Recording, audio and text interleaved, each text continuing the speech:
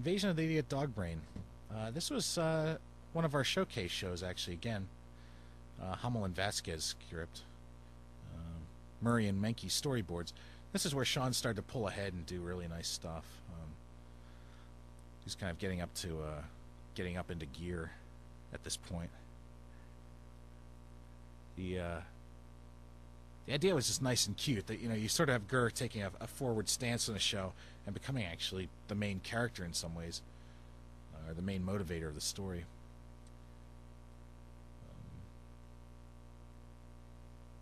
It was really nice. Kyle figured out how to animate this house and gave it to the 3D crew, and the 3D crew ate it up. They loved the idea that we had an actual animating character in 3D, which was the house. It was articulate in the way that its limbs moved. So, for the 3D department, I think the guys really loved this episode. Just probably one of their favorites.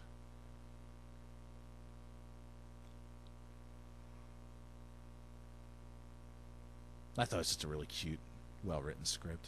It was great how Gurr and Zim interact. I always loved the goofy Gurr that is always well-intentioned but just always does something wrong. The house is all 3D. I believe once it starts picking up and it becomes a dog or that horsey sort of a house, it becomes a totally 3D house. You never see it in 2D after that. And this is the first episode where we really were piecing together 2D and 3D in the shots. So we had foreground 2D, middle ground 3D, and background 2D. And we had to combine all these layers together and have characters moving around in them. It was a difficult thing to do. The boards would detail what was happening, and the overseas would basically have to go off the boards to figure out how it all worked. But they'd have let's say an oil tanker being crushed or a house being knocked into, and they'd have to look at the timing sheets and basically animate the tanker getting crushed and the house getting knocked into. The 3D guys would have to then get the animation back in 2D and match everything up with their 3D. So a little bit of a challenge.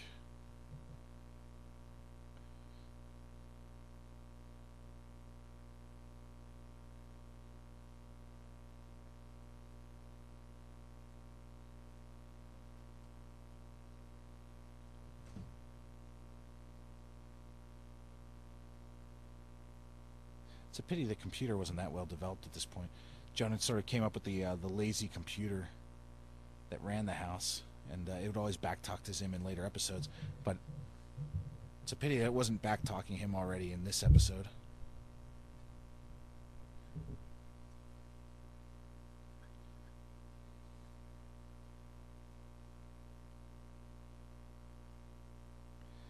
I remember the New York execs had a huge problem with Gurr floating away in that scene. They couldn't understand the weightlessness in this room. They thought that Zim had some sort of a hover backpack on, and when Gurr floated away, they didn't understand that's actually just a weightless room.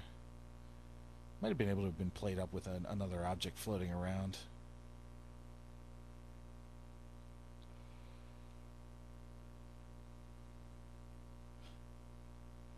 These squeak toys. Jonan always had a love for squeak toys. I don't know where it came from. I don't know if it was with his spooky toy that he put out before his Zim started up. But he had a lot of squeak toys. A lot of people in the animation industry like squeak toys. I worked with a guy, Mr. Lawrence. I went to school with him, lived with him for a year in a art school dorm, and then he directed on Rocko's Modern Life and did the voice of Filbert. That guy had lots of squeak toys all over the place. I met him out here when I came out to California. I hadn't seen him since graduation. And I was surprised at, his collection of 100 squeak toys. But Jonan, too, had that squeak toy fever.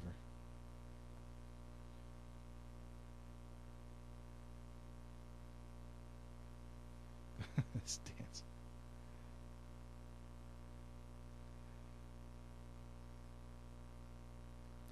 It was great to see Zim sort of having trouble with his own world here. It sort of disappeared in later scripts. Zim suddenly, had a far easier time with his own devices.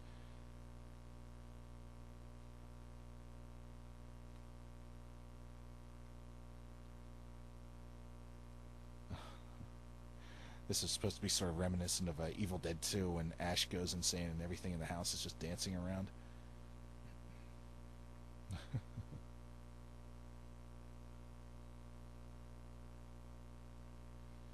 nice timing here too. Timers did an excellent job. There are these cartoons again. These were our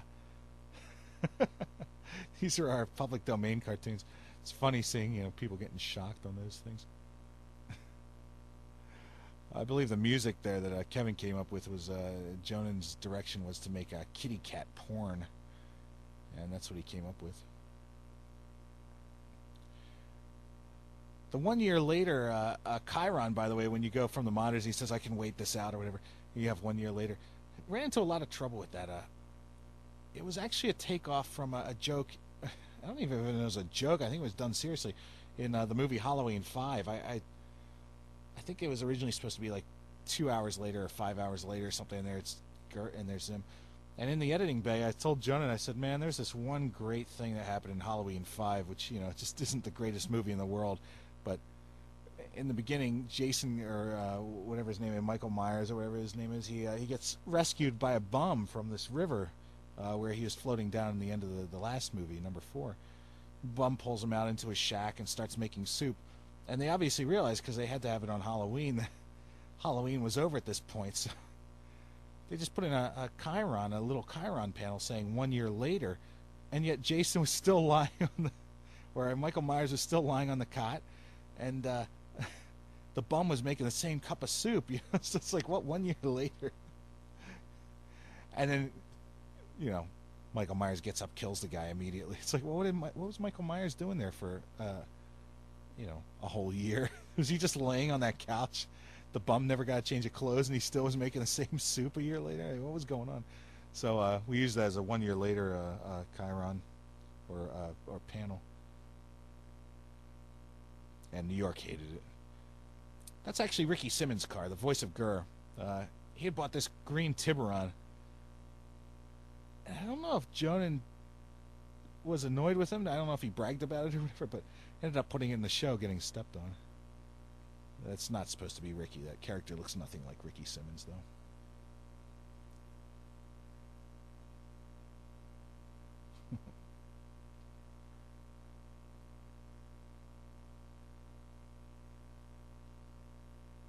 I think a lot of the crew just really loved this show. Such a well put together episode. Should have entered this at Ottawa's Film Festival, quite frankly. Very nice, tidy little show. Really underrated episode by the crew, by most of the executives, I think.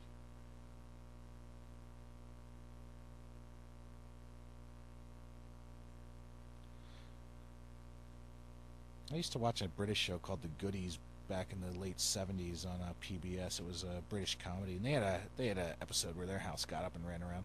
So I was wondering if this was a takeoff on that. Jonan's idea of the guy just having his hand in the oil.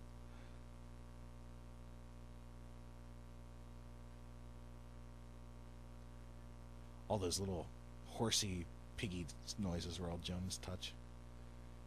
He really doesn't like people. I think he thinks of people as animals, stinky and gross.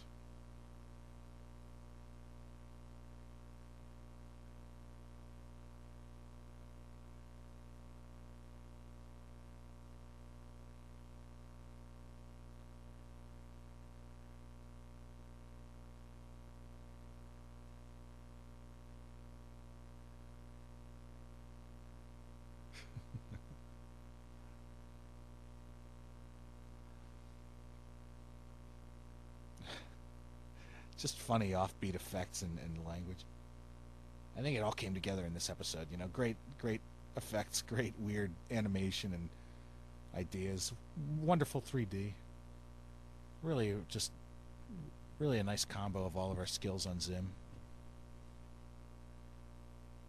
Sort of highlighted everybody's potential.